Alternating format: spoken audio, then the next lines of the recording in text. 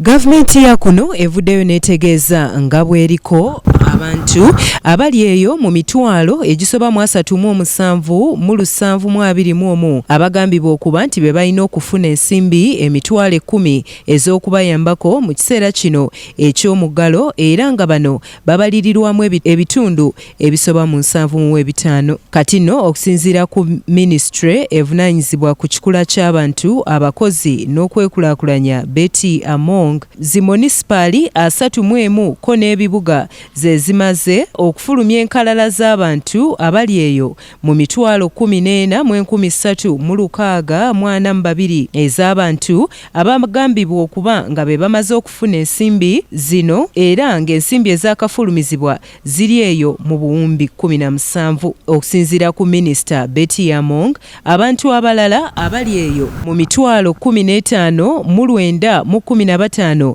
be bagambibwa okuba nga ebiwandiiko bibatimaye kubanga tebisobodde kutuukiriza byetaago ebyabo abalina okufuna ensimbi zino. Vis-a-vis your NIN number, it will show that this number is not registered with mobile money and so it cannot go through to send the money. The third reason is non-existent stroke unregistered telephone numbers. Maybe somebody can wake up and think about a telephone number and just put it there.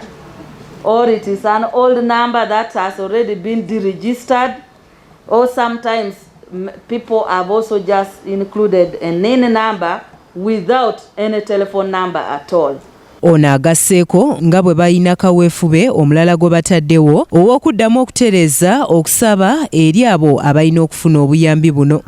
To the cities and municipalities concerned, and the town clerks have either been requested to give an opportunity for correction or to list them under those to be paid by Post Bank mobile banking facility.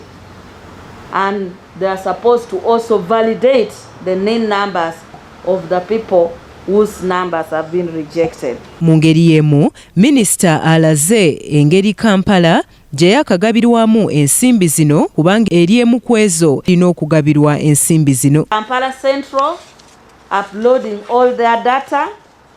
Nakawa Division has loaded 46.16% of their data. Marking Division has loaded 35.42% of their data. Kawempe Division has loaded 29.09% of their data. Rubaga Division 54.75%. So at least there is progress being made in Kampala. Mu district endala ezirina okufuna ensimbi zino anokoddeyo ey'Emityana gy'agambye nti ekyalimu ezo ezitannaba nnyo okugabirwa nsimbi. Performing district remains Mityana municipality. Mityana has only 14.8% of the data uploaded. Kawempe division is the second in underperforming with 29%, as I stated. Makindi division with 35.4%. Nansana municipality has only 39.50%. Nakawa division 46.16%. And Koboko municipality 49.26%. Minisita agamba nti balina abantu ab'enjawulo be batunuulira mu kugaba ensimbi zino era nga wano anokoddeyo abo abakyasinze okufuna n'abo abatannafuna bulungi nga mu bano mulimu abavuzi ba bodaboda, abasaluuni n'abalala bangi. 8% followed by saloon stroke massage parlor worker at 12.46%. Teachers in private school comes third with 12.44%. Food vendors comes fourth with 9.64%. And slum stroke ghetto residents are at 8.06%.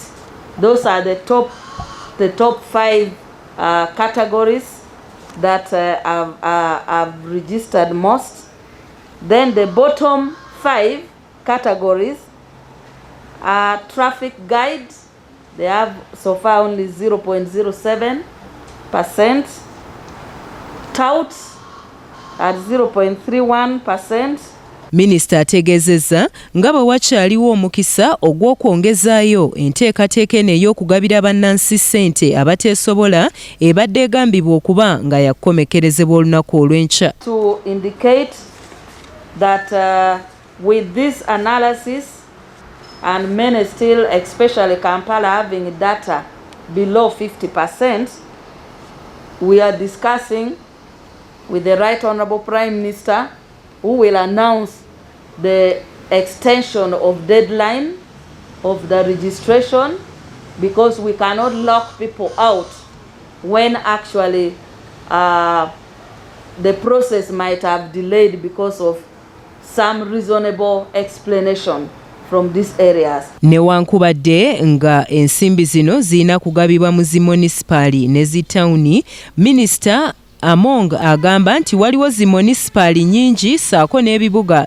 ebimaze okufuna ensimbi zino, kyokka n'anokolayo ekya Fort Portal kyagambye nti kyo tekinnaba kufunayo yadde omunwe gw'ensimbi. Because of what I told you, that lack of supporting documents from the town clerks or for any other reason, we want to request Fort Portal municipality, Iganga and Koboko, that they need to upload, the town clerks need to upload the letter so that we can start the process of paying them immediately. Ensimbi ez'okuyambako bannansi naddala abo abateesobola zaatandika okugabibwa sabbiiti ewedde. Era nga buli omu yali alina okufuna emitwalo 10 eza wano okwongera okubayambako mu kuyita mu kiseera kino eky'omuggalo. Eggulire lino likusakiddwa Isa Kigongo ku lwa 44 eggulo.